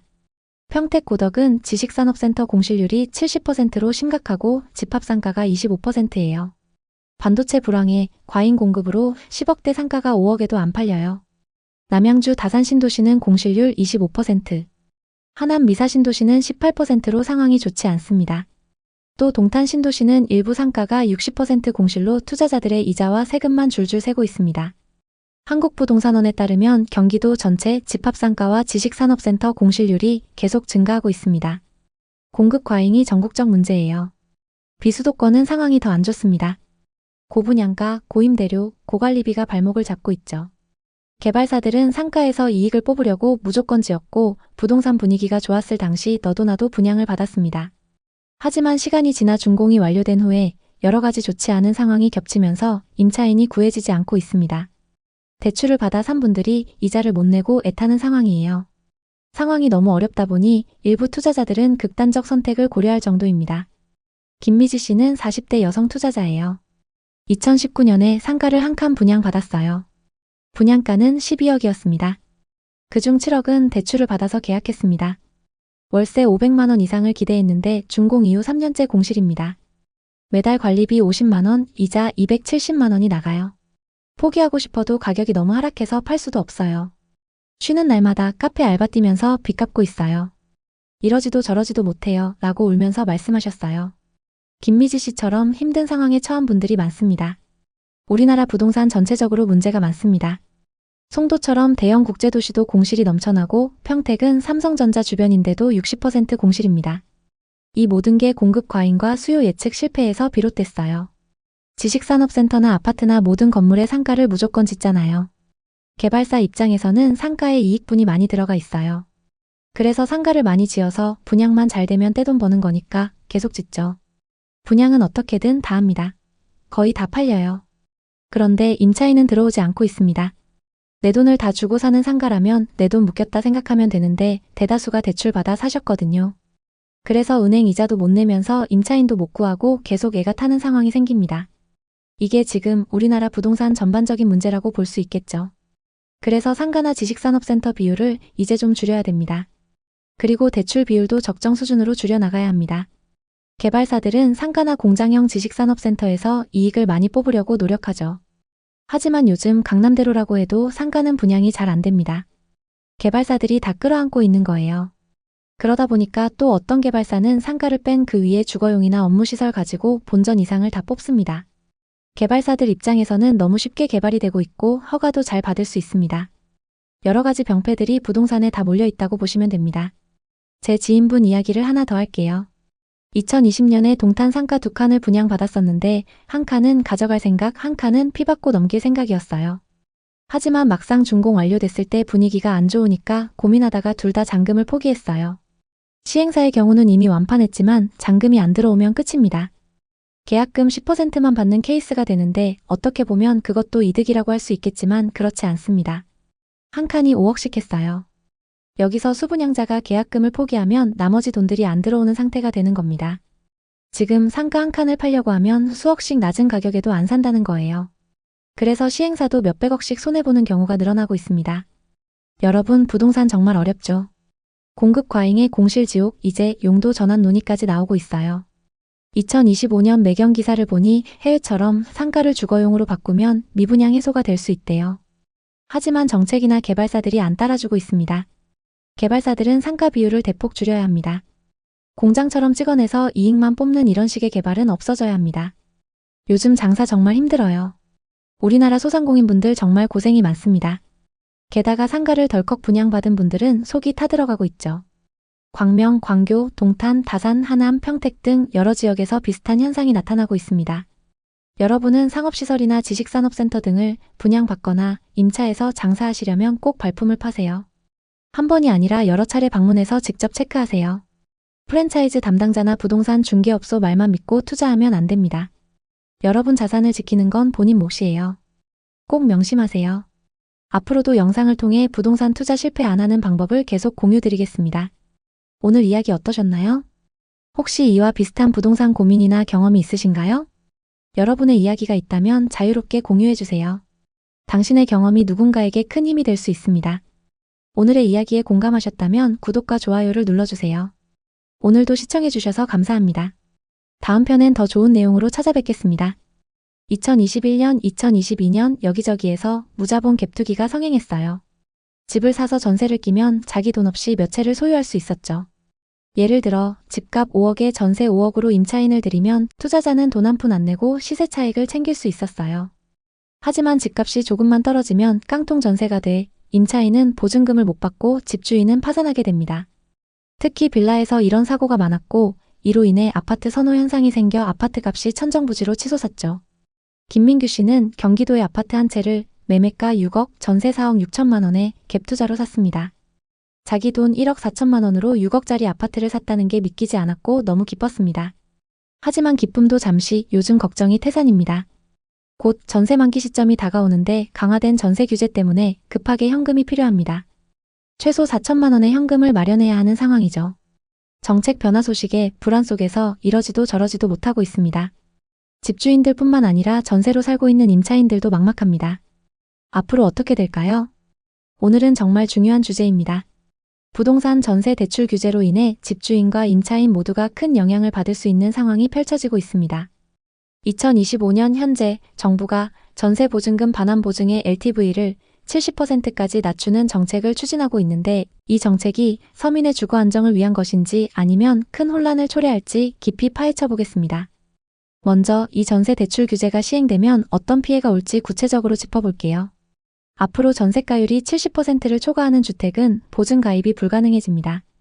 임차인 입장에서는 전세자금 대출을 받기가 어려워지니 반전세나 월세로 전환하는 비율이 급격히 늘어날 가능성이 큽니다. 예를 들어 서울이나 수도권에서 집값 5억짜리 아파트에 전세금 4억으로 살던 세입자가 이사를 가려면 보증 한도가 3억 5천만 원으로 줄어듭니다. 나머지 5천만 원은 본인 돈으로 채워야 하니 저축이 부족한 젊은 세대나 서민 가정은 주거 불안정이 심화될 수밖에 없죠. 월세로 넘어가면 매달 100만 원 이상의 부담이 생길 수 있습니다. 통계에 따르면 서울의 주택 임대 비중은 이미 월세가 64.4%인데 이 정책으로 80%까지 치솟을 가능성도 배제할 수 없습니다. 집주인도 피해를 피하기 어렵습니다. 새로운 임차인을 구하려면 전세금을 대폭 낮춰야 하니 현금이 급하게 필요하고 전세를 맞추지 못할 가능성이 큽니다. 특히 지방은 전세가율이 평균 70%를 넘는 지역이 전국 17개 시도 중 12곳이나 되는데 대전, 광주, 울산, 경남, 전남 같은 지역에서는 임차인들이 대출을 받기 어려워 이주 자체가 힘들어질 수 있습니다. 이는 지역 경제 위축으로 이어질 수 있어요. 전체 시장을 보면 수백만 가구가 영향을 받아 전세 시장에 대혼란이 올 가능성이 높습니다. 전세 사기와 갭 투자를 차단하려는 의도는 이해하지만 부작용으로 서민층의 주거 빈곤이 심화되고 서민 보호가 아니라 서민 내몰기라는 비판이 나오는 이유가 바로 여기 있습니다. 박민호 씨는 2018년 평범한 직장인으로 부동산 투자를 시작했어요. 당시 전세 보증 LTV가 100%에 가까웠던 시절이라 온라인 부동산 커뮤니티에서 무자본 갭 투자로 돈 벌기 쉽다는 조언에 귀가 솔깃했죠. 서울 근교에 빌라 3채를 샀습니다. 첫 번째 빌라는 매매가 3억, 전세 2억 8천만 원으로 세팅했어요. 은행 대출이 쉽게 나와 자기 돈 2천만 원만 투자했고 임차인은 한 달 만에 구했어요. 금방 시세가 오르자 투자에 눈이 멀었고 그렇게 다음 계약들을 진행했습니다. 두 번째 빌라는 매매가 2억 5천만 원에 전세 2억 3천만 원, 세 번째는 매매가 3억 2천만 원에 전세 2억 9천만 원. 세 채를 사고 얼마 지나지 않아서 7천만 원이 올랐고 이게 부자의 길이구나 라고 꿈을 키웠대요. 출퇴근길에 부동산 매물만 들여다봤죠. 하지만 어느 순간부터 빌라 시장이 흔들렸어요. 첫 번째 빌라 임차인이 이사를 가면서 전세금 2억 8천만 원 반환을 요구했는데 박민호 씨는 현금이 없었어요. 갭투기라 대출에만 의존했으니까요. 주택도시보증공사에 보증 신청했지만 감정가보다 20% 부풀려져 거부됐어요. 결국 첫 빌라는 어렵게 고금리 신용대출로 넘어갔죠. 하지만 문제는 두 번째 빌라였어요. 두 번째 세입자는 재계약 시점에 전세금 2천만 원을 낮춰달라고 했죠. 당시 시세가 그만큼 낮아졌기 때문에 어쩔 수 없었습니다. 대출도 안 나오고 현금이 없어 가족과 지인들에게 돈을 빌렸고 모자란 돈은 대부업체까지 연락해 채웠습니다. 그 사이 빌라 집값이 쭉쭉 떨어졌고 총 2억 손실에 신용등급까지 망가졌어요. 3년간 빚 갚느라 고생했는데 앞으로가 더 걱정입니다. 정부는 서민 주거 안정 정책이라던데 저 같은 서민을 투기꾼으로 만들어 망쳤어요. 이 사례는 높은 LTV가 초보 투자자를 유혹해 파산으로 내몬 전형적인 경우예요. 지금 전세 규제가 강화되면 이런 상황에 처할 집주인들이 매우 많습니다. 여기서 잠깐 기본 개념을 정리하며 본론으로 들어가죠. 여러분이 살고 계신 집의 매매가와 전세가율을 아시나요? 집값 10억에 전세 5억이면 전세가율 50%, 6억이면 60%입니다. 이 전세가율은 전세보증금 반환 보증의 기준이 되는데 정부가 LTV를 70%로 낮추는 건 과거의 교훈 때문이에요. 2017년 LTV가 100%에 가까웠을 때 무자본 갭투기가 성행했어요. 집을 사서 전세를 끼면 자기 돈 없이 수십 채를 소유할 수 있었죠. 예를 들어 집값 5억에 전세 5억으로 임차인을 들이면 투자자는 돈 한 푼 안 내고 시세 차익을 챙겼어요. 하지만 집값이 조금만 떨어지면 깡통 전세가 되어서 임차인은 보증금을 못 받고 집주인은 파산. 특히 빌라에서 이런 사고가 많았고 이로 인해 아파트 선호 현상이 생겨 아파트값이 천정부지로 치솟았죠. 정부는 서민의 주거 안정을 목표로 시행한다고 하지만 결과적으로 서민들이 집을 못 사게 됐어요. LTV는 담보인정 비율로 감정가 5억에 70%면 최대 3억 5천만 원까지 대출이 가능합니다. 문제는 감정가가 실제 거래가와 달라서 사고가 발생할 수 있다는 점입니다. 실제 감정가 4억짜리 집이 6억으로 부풀려져 거래될 수도 있기 때문이죠. 2025년 정부의 목표는 전세 사기 차단과 가계대출 억제입니다. 현재 가계대출이 2천조 원을 넘는 상황이라 규제는 필요하지만 부작용이 만만치 않습니다. 이미 초반에 말씀드렸듯 임차인은 자금 조달이 어려워지고 월세 비중이 늘어나며 전세 시장은 혼란에 빠질 가능성이 큽니다. 집주인은 전세입자를 못 구해 자연스럽게 공실이 늘어날 수 있습니다. 특히 지방은 전세가율이 높아 타격이 더 클 것입니다. 한국부동산원 자료에 따르면 2025년 7월 기준 아파트 전세가율이 70%를 넘는 지역은 전국 17개 시도 중 12곳입니다. 광주, 대전, 울산, 경남, 전남 등이 포함되죠. 연립과 빌라 같은 B아파트는 서울, 부산, 세종을 제외하고 모두 70%를 넘습니다. 즉 대부분의 임차인들이 대출을 받기 어려워져 주거이동이 힘들어질 가능성이 큽니다. 전세보증금 반환보증 제도는 건설사 미분양 해소와 임차인 주거 안정을 목적으로 시행됐죠. 임차인이 계약 만료 시 집주인에게 전세금을 못 받으면 허그 한국주택금융공사 서울보증보험이 대신 돌려줍니다. 현재 기준은 수도권 7억 이하, 지방 5억 이하 주택에 담보인정 비율 90% 이하로 가입 가능합니다. 하지만 70%로 낮아지면 집값 7억 기준으로 전세금 4억 9천만 원 이하만 보증 가입이 가능해집니다. 서울 빌라를 예로 들면 집값 2억에 전세 1억 8천만 원까지 보증이 가능했는데 이제 불가능해요. 이게 깡통 전세의 씨앗이죠. 이수연 씨는 2019년 30대 후반 주부로 부동산 투자를 시작했어요. 당시 LTV 90% 시절이라 경기권 아파트 2채를 샀습니다. 첫 번째 아파트는 매매가 4억에 전세 3억 8천만 원으로 갭 투자했어요. 부동산 카페에서 본 해당 지역은 전세가율이 높으니 안전하다는 조언에 끌렸죠. 사자마자 시세가 4억 5천만 원으로 올랐습니다. 갭 투자의 매력에 빠진 이수연 씨는 곧바로 두 번째 아파트를 계약합니다. 두 번째 아파트는 매매가 3억 5천만 원에 전세 3억 2천만 원. 두 채를 매수하는데 현금은 5천만 원밖에 안 들어갔죠. 이게 진짜 부동산 투자라며 더 큰 계획을 세웠습니다. 하지만 2022년 금리 인상이 시작되고 집값이 조정기에 들어갔어요. 첫 번째 아파트 임차인이 지방으로 직장을 이전하며 전세금 3억 8천만 원 반환을 요구했는데 이수연 씨는 돌려줄 현금이 없었어요. 같은 금액에 새로운 임차인을 구하려고 했지만 전세 시세가 너무 떨어져서 불가능했죠. 급하게 현금 5천만 원이 필요했습니다. 두 번째 아파트도 상황은 마찬가지였습니다. 두 채 합쳐 총 8천만 원의 현금이 필요했죠. 부부 사이는 최악 이혼 위기까지 갔습니다. 고금리 신용대출에 남편 퇴직금까지 미리 끌어서 겨우 마련했고 빚 갚느라 지금까지 고생하고 있습니다. 이제 더 강화되면 저 같은 서민만 더 힘들어질 거예요. 이 사례는 높은 LTV가 금리 변동 시 얼마나 취약한지 보여줍니다. 그럼 앞으로 어떻게 대처해야 할까요? 임차인분들에게 팁을 드리자면 전세가율이 70%를 초과하는 물건은 되도록 피하는 것이 안전합니다. 보증 가입이 불가능해 전세금 반환 리스크가 커지니까요. 집주인 입장에서는 새로운 임차인을 구하려면 전세금을 대폭 낮추거나 월세로 전환해야 할 가능성이 높습니다. 서울 주택 임대 상황을 보면 전세 비중이 35.6%, 월세가 64.4%인데 LTV 70% 정책으로 월세 비중이 더 늘어날 가능성이 큽니다. 전세 대출 이자를 내며 사는 게 나을까요? 아니면 월세를 내며 사는 게 나을까요? 전세 수요가 줄면 전세값이 하락할 가능성이 높습니다. 그동안 전세 대출로 집값이 비정상적으로 올랐어요. 이제 LTV 70%로 보증 여건이 강화되면 집주인들은 전세가율을 70% 이하로 맞추려 노력할 것입니다. 실제로 그런 움직임이 늘고 있죠. 보증보험을 담당하는 주체들의 재정 상태도 심각합니다. 2023년 3조 8천억 원, 2024년 2조 5천억 원 넘는 적자가 났어요. 대부분 전세 보증 때문입니다. 일부는 전세 보증제도 자체를 폐지해야 한다. 갭 투자만 조성한다. 이렇게 주장합니다. 반대로 금액이 크니 국가의 안전장치가 필요하다. 이런 의견도 있죠. 은행 입장에서는 주택담보대출이 가장 쉬운 돈벌이입니다. 주택은 안전자산이라 이자도 높게 받죠. 하지만 대출이 너무 쉬우니 빚을 모르고 달려들었다가 경제위기 시 경매나 파산한 사례가 늘고 있습니다. 최근 경매 물건이 급증했죠. LTV 70% 정책은 서울보다 지방에 더 큰 타격을 줄 가능성이 높습니다. 서울과 수도권은 전세가율이 상대적으로 낮아요. 왜냐, 집값이 워낙 비싸니까요. 예를 들어 서울 성동구 33평 아파트의 매매가는 19억, 전세는 10억으로 전세가율 50% 수준입니다. 또 수원 광교의 아파트는 매매가 15억, 전세 7억으로 50% 수준이죠. 매매가가 높고 전세가율이 낮다는 건 현실 사용 가치보다 미래 희망 가치가 과도하게 반영됐다는 뜻입니다. 지금 세대가 미래 세대의 부동산 상승분을 미리 다 먹어 치우고 있는 거예요.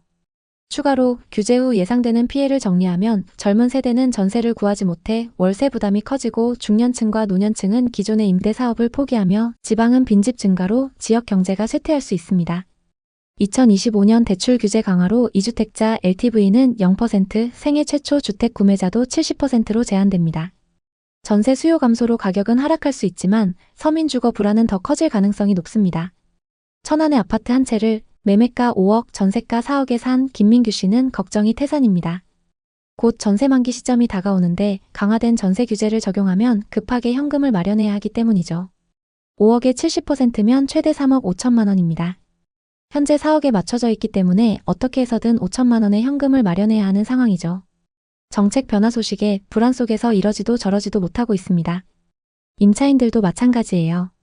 규제 강화가 서민보호, 나처럼 월세로 내몰리는 게 보호냐며 분노하고 있습니다. 이 사례들로 보면 정책 변화는 투기를 막지만 선의의 집주인과 임차인을 힘들게 합니다. 앞으로 시행되는 규제로 역전세난이 폭발적으로 늘어날 겁니다. 빌라 경매가 급증하고 월세로 전환되는 경우도 크게 늘어날 거예요. 투자 실패를 피하려면 현금 흐름을 중심으로 계획하세요. 앞서 살펴본 투자자들처럼 갭 투자에 의존하다 큰 손실을 볼 수 있어요. 이런 실패 사례들을 교훈 삼아 여러분은 현명한 선택하시길 바랍니다. 오늘 이야기 어떠셨나요? 혹시 이와 비슷한 부동산 고민이나 경험이 있으신가요? 여러분의 이야기가 있다면 자유롭게 공유해주세요. 당신의 경험이 누군가에게 큰 힘이 될 수 있습니다. 오늘의 이야기에 공감하셨다면 구독과 좋아요를 눌러주세요. 오늘도 시청해주셔서 감사합니다. 다음 편엔 더 좋은 내용으로 찾아뵙겠습니다.